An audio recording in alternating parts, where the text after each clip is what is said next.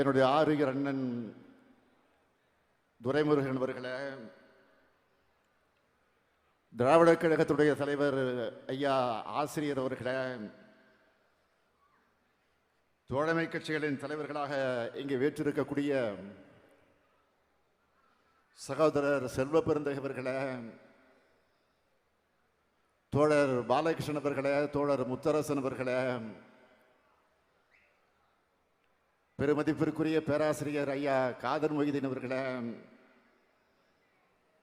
எழுச்சி தமிழர் என்னுடைய ஆறுயிர் சகோதரர் தொல் திருமாவளவன் அவர்களே, பெருமதிப்பிற்குரிய பேராசிரியர் ஜவஹர்லால் அவர்களே, சகோதரர் ஈஸ்வரன் அவர்களே, சகோதரர் வேல்முருகன் அவர்களே, பொன்குமார் அவர்களே, எர்ணாவூர் நாராயணன் அவர்களே, முருகவேல்ராஜன் அவர்களே, தமிழ் அன்சாரி அவர்களே, கருணாஸ் அவர்களே, அதிகமானவர்களே, மறுமலர்ச்சி திராவிட முன்னேற்ற கழகத்துடைய பொதுச் செயலாளர் என்னுடைய ஆறுயிர் அண்ணன் வைகோ அவர்களே, திருப்பூர் அல்தாப் அவர்களே, அம்மாசி அவர்களே, தோழமை கட்சிகளை சார்ந்திருக்கக்கூடிய நிர்வாகிகளே, கழகத்தினுடைய பொருளாளர் சகோதரர் டி.ஆர். பாலு அவர்களே, முதன்மை செயலாளர் நேரு அவர்களே, துணை பொதுச் செயலாளர்களே, தலைமை கழகத்தினுடைய நிர்வாகிகளே, உதயநிதி உள்ளிட்ட அமைச்சர் பெருமக்களே, ஆற்றல் மிகு மாவட்ட கழகத்தினுடைய செயலாளர்களே, சட்டமன்ற நாடாளுமன்ற முன்னாள் இந்நாள் உறுப்பினர்களே, உள்ளாட்சி மன்ற பிரதிநிதிகளே, இந்த நிகழ்ச்சிக்கு முன்னிலை ஏற்றுள்ள நம்முடைய அருமை செயல் வீரர் அன்பரசு அவர்களே, வரவேற்புரை ஆற்றியிருக்கக்கூடிய ஆற்றல் மிகு செயல் வீரர் க. சுந்தர் அவர்களே, ஒருங்கிணைந்த காஞ்சி மாவட்ட கழகத்தினுடைய நிர்வாகிகளே, என் உயிரோடு கலந்திருக்கக்கூடிய தலைவர் கலைஞர் அவர்களின் உயிரினும் உயிரான அன்பு உடன்பிறப்புகளே, உங்கள் அனைவருக்கும் அன்பான வணக்கம். வீழ்ச்சியுற்ற தமிழ்நாட்டை எழுச்சி பெற வைக்க திராவிட முன்னேற்ற கழகம் என்ற மாபெரும் இயக்கத்தை உருவாக்கின பேரறிஞர் பெருந்தகை அண்ணா அவர்கள் பிறந்த இந்த காஞ்சி மண்ணில்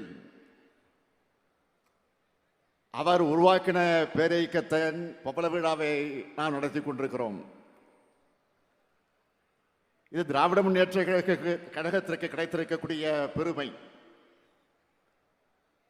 அறிஞர் அண்ணா அவர்களுக்கு கிடைத்திருக்கக்கூடிய பெருமை. இந்த பொதுக்கூட்டத்தை மிகச் சிறப்பாக ஏற்பாடு செய்திருக்கக்கூடிய செயல் வீரர்கள் அன்பரசு அவர்களுக்கும் சுந்தர் அவர்களுக்கும் நான், அதேபோல் அவர்களுக்கு தோளோடு தோல் என்று பணியாற்றி இருக்கக்கூடிய கழக நிர்வாகிகள் அத்தனை பேருக்கும், ஒருங்கிணைந்த காஞ்சி மாவட்டத்துடைய நிர்வாகிகளுக்கும் தலைமை கழகத்தின் சார்பில் என்னுடைய பாராட்டுக்களை வாழ்த்துக்களை நான் தெரிவித்துக் கொள்ள விரும்புகிறேன். 1949ஆம் ஆண்டு செப்டம்பர் 17ஆம் நாள் இந்த இயக்கம் சென்னை ராயபுரம் ராபின்சன் பூங்காவில் வைத்து பேரறிஞர் அண்ணா அவர்களும் அவருடைய தம்பிமார்களும் தொடங்கினப்போ வானம் தன்னுடைய வாழ்த்துக்களை மழையா பொழிஞ்சுது. வான்மழை வாழ்த்துல உருவான கழகம்தான் இப்போ வையகம் வாழ்த்தக்கூடிய அளவிற்கு வளர்ந்திருக்கு.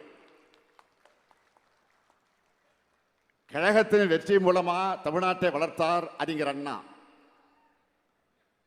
பேரறிஞர் அண்ணாவோட இதயத்தை இரவலாக பெற்ற தலைவர் கலைஞர் அவர்கள் அரை நூற்றாண்டு காலம் திராவிட முன்னேற்ற கழகத்தையும் அதன் மூலமாக தமிழ்நாட்டையும் வளர்த்தினார். தலைவர் கலைஞர் அவர்கள் இட்டு சென்றிருக்கக்கூடிய பாதையிலிருந்து இம்மியளவு விலகாம திராவிட மாடல் ஆட்சியை நாம நடத்திக்கிட்டு வரோம். திமுக என்ற 3 இடத்துல தான் நம்முடைய மூச்சும் பேச்சும் உயிரும் உணர்வும் அடங்கி இருக்கு. இப்படிப்பட்ட வரலாற்று சிறப்புமிக்க கழகத்தோட பவள விழா சிறப்பு கூட்டத்திற்கு வருகை தந்து வாழ்த்துக்களை தெரிவித்து உரையாற்றி இருக்கக்கூடிய கூட்டணி கட்சி தலைவர்கள், நிர்வாகிகள் அத்தனை பேருக்கும் நான் ஒவ்வொருத்தருக்கும் தனிப்பட்ட முறையில் திராவிட முன்னேற்ற கழகத்தின் சார்பில் தலைமை தொண்டன் என்ற முறையில் என்னுடைய நெஞ்சார்ந்த நன்றியை நான் தெரிவித்துக் கொள்ள விரும்புகிறேன். இங்க நீங்கள்லாம் மிக சிறப்பான முறையில்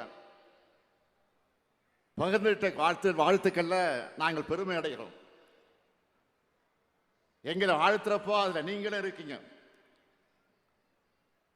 ஏன்னா நாங்க செஞ்ச சாதனைகளுக்கு நீங்க உறுதுணையாக துணை நிற்கிறீங்க. அதனாலதான் சொன்ன எங்களுக்கு கிடைச்சிருக்கக்கூடிய இந்த புகழ் மாலையில உங்களுக்கும் பங்கு இருக்கு. கழகத்தை பொறுத்த வரைக்கும் தலைவர் தொண்டர் இல்லாம உடன்பிறப்புகள் என்ற பாச உணர்வோடு எப்படி செயல்பட்டு வருதோ அதே போல தான் தோழமை கட்சிகளாக இருக்கக்கூடிய இயக்கங்களையும் நாம கருதுகிறோம். எங்க இயக்கம் உங்க இயக்கம் இல்லாம நாம் எல்லோரும் ஒரே கொள்கை கொண்ட தோழமை இயக்கங்களாக செயல்பட்டு வருகிறோம். எல்லோரும் சொன்னாங்க இது நம்ம மட்டும் இல்ல, நம்ம கூட்டணி அமைச்ச பிறகு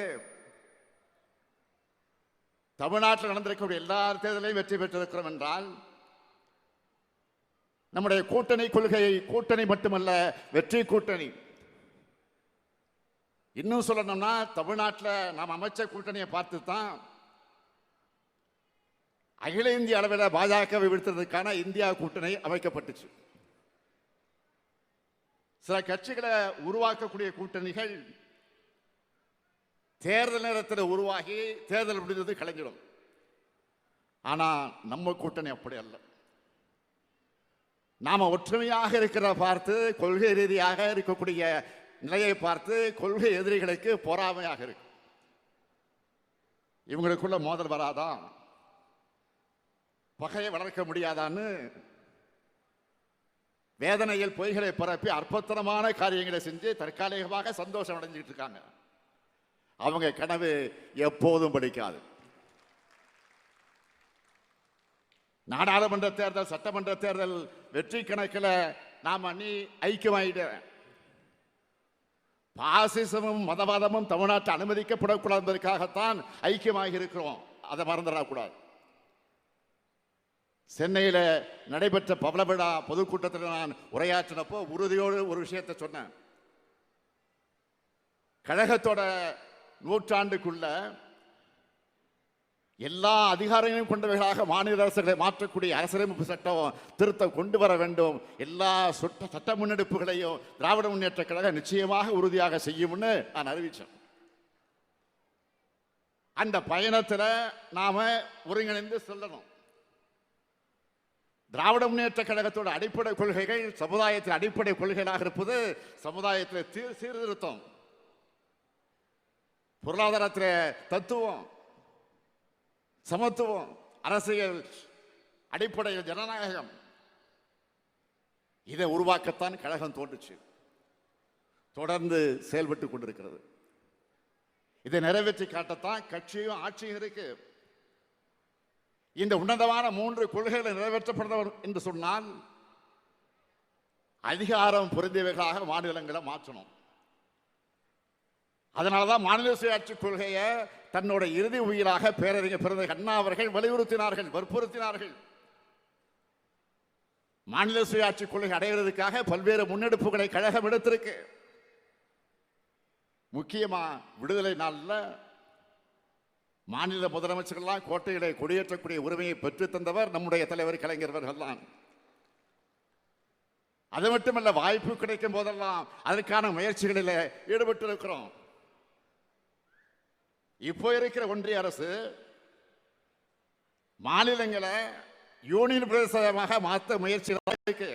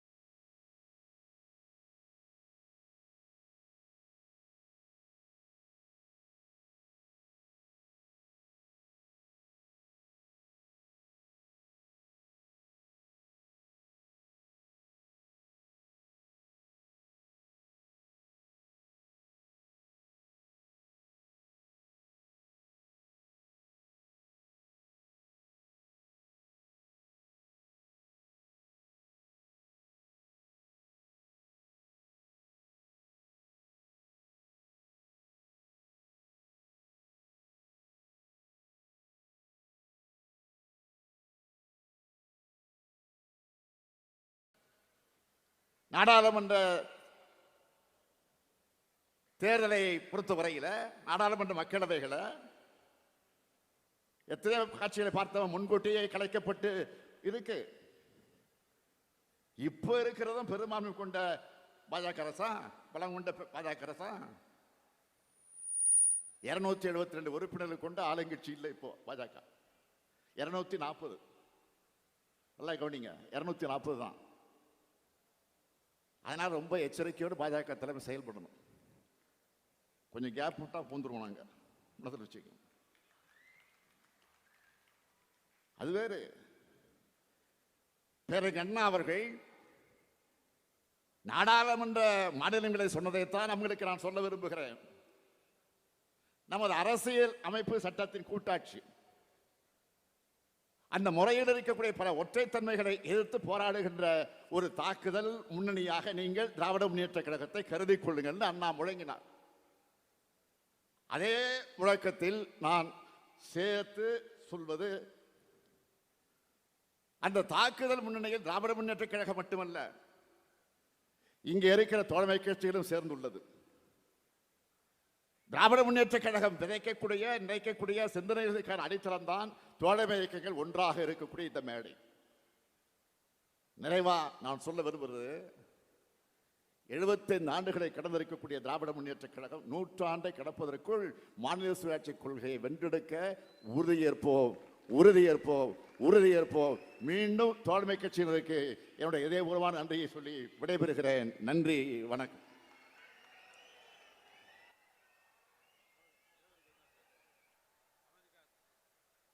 அனைவரும் அமைதி காக்கும்படி கேட்டுக்கொள்கிறேன். இப்பொழுது மாண்புமிகு